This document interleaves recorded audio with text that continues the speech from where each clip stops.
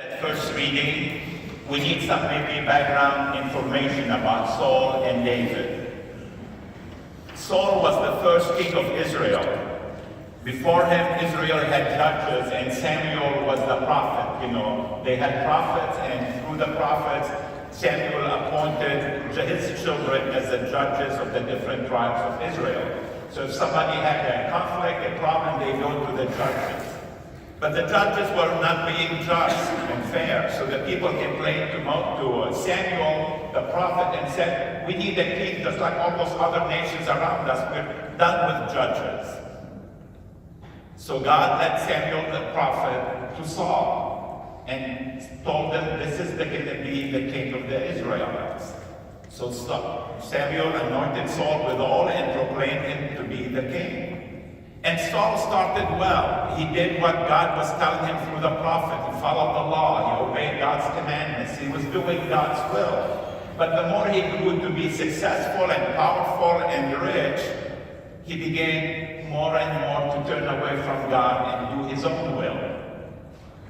Because he was depending on his own power, his own resources, on his own wisdom. And one day God told Samuel, Saul is not working as a king. I want you to go and anoint another king. And Saul goes and they choose David, who was a young boy, teenager, shepherd. And God tells him, this is going to be the new king. So Saul anoints him obviously in secret, because if Saul found out, then they'll kill him all. And somehow David is brought to serve the king, to be part of his household. And then you probably remember the story of David and Goliath. One day there was a battle between the Israelites and the Philistines, and Goliath, a huge person, a warrior, says, look, why should we fight and kill so many people? I will fight on behalf of the Philistines. You give me someone from your side to fight me, and whoever wins will win the battle. And David volunteers to fight Goliath. And as you know, he kills him with his slingshot. And suddenly, David becomes famous. He's got millions of followers on Facebook and Twitter. Everybody's singing his praises. And Saul is ecstatic. He gives him his daughter in marriage. His son Jonathan, who is the heir to the throne, becomes David's best friend. He makes him the commander of his armies. And David keeps doing battles against the Philistines and winning in his fame, and people love him more and more. Till Saul suddenly becomes jealous and afraid. Well, people liking David more than me, probably he will get to overthrow me and make himself king. So in a banquet that they were having, Saul is so upset and jealous and mad at David that he throws his spear at David. He misses him, but David realizes, look, I gotta get out of town here. This guy's gonna kill me. So David runs away with some of his few men. And that's where the story comes in. Saul takes 3,000 of his best men and goes looking for David to kill him.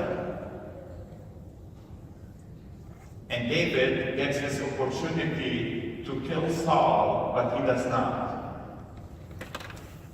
Why didn't David kill him? Kill the person who's out to kill him? It wasn't because David was a pacifist. He didn't believe in killing. He's the commander of the army. He killed hundreds of people. It wasn't because he was on the wrong and Saul was on the right. No, everybody knew that Saul is out to kill David for no reason. It was because David says, this is God's chosen one. Who am I to interfere in God's plan and kill him?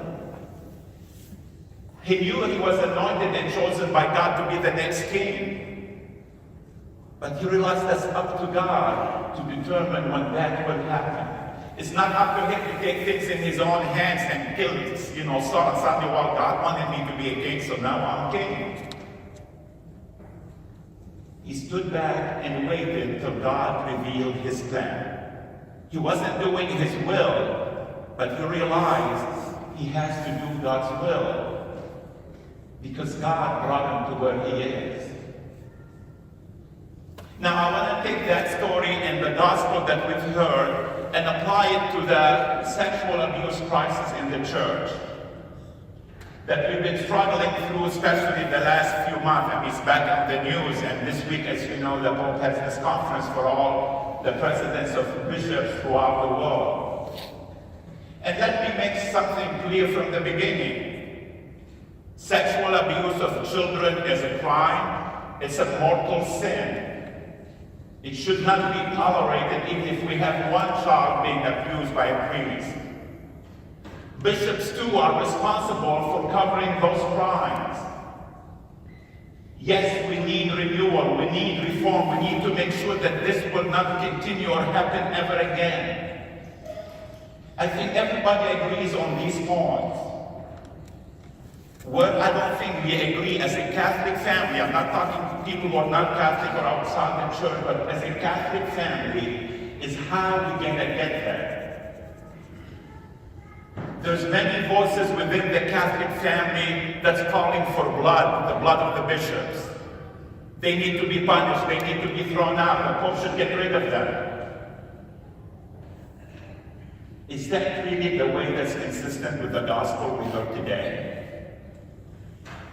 Is that what David chose to do? Is that way really going to help us to get any better?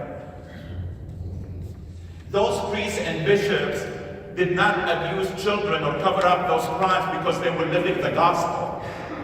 They did because they were living the gospel of the world. Protect yourself. It's about you, it's not about others. It's about serving yourself, meeting your needs. Don't forget about anyone else, even the most vulnerable people of their communities and their flocks. They were about protecting the institution, just like Saul was trying to do. They did not commit those crimes because they were living the gospel message, but because they were living the gospel of the world that calls for revenge, selfishness. And I think the way for us is not to continue in doing the same things that got us into this problem. The way out of this mess is to do what Jesus said today. Be merciful. Show forgiveness. Don't judge. Don't condemn. Build a community rather than divide and conquer. That's how we'll reach the reforms that every one of us wants, and we all should have and get there. Because no one is perfect. If we started pointing fingers at each other, at the end, the whole civilization will just be divided up, disintegrated. That same David who acted so nobly in today's loyalty of all the people around him, he commits adultery with a married woman. Then when she gets pregnant, he conspires to kill her husband, who is one of his army commanders. And he kills her. That same David. No one is perfect. All of us are sinners. All of us, Jesus came to bring us salvation and to show us the way how can we overcome our sin. And it's not the ways of the world, but it's the way of the gospel that we heard today. Yes, it's difficult. It's not easy. Yes, not all of us are there to love our enemies, to bless those who persecute us. But do we want to get there? Do we believe in the way of Jesus? Do we believe that He will to help us to get there? These people say, well, that's too idealistic. No, it's not idealistic. It happens. Many of those victims of sexual abuse by priests has met with their offenders, those who abused them. They met with the bishops. One story that I heard not too long ago about this victim who finally met with the priest who abused them. And together they sat and prayed the Our Father. And forgive us our trespasses as we forgive those who trespass against us. As tears streamed down their faces, they got there. That victim was Christ on the cross that day, asking God to forgive because they do not know what they're doing, the person who hurt him the most. These things could happen if we have the desire to love like Jesus loved us. And yes, we're not going to be perfect all the time, but we can grow in that love. We can help renew our church, reform our church. We can help build up the body of Christ that divided up and break it down. That's what the world tells us. And that's what Jesus tells us, what we heard today. And like David, we have a choice to make. We can't come from that judgmental place. This guy wants to kill me, this guy is destroying my church. They deserve death. Or like David, we can say, we're going to do it God's way. I'm going to forgive. I'm going to show mercy, compassion. Because of what David did, Saul repented and went back to his palace and never pursued to kill David. And later on, as you know, when Saul died, David became the king. David could achieve that same goal, either his way or God's way. I think as the Church of God here, we need to reflect and pray what way we want to choose to reform our church, to bring healing, forgiveness, and so we can be better witnesses of this gospel of life.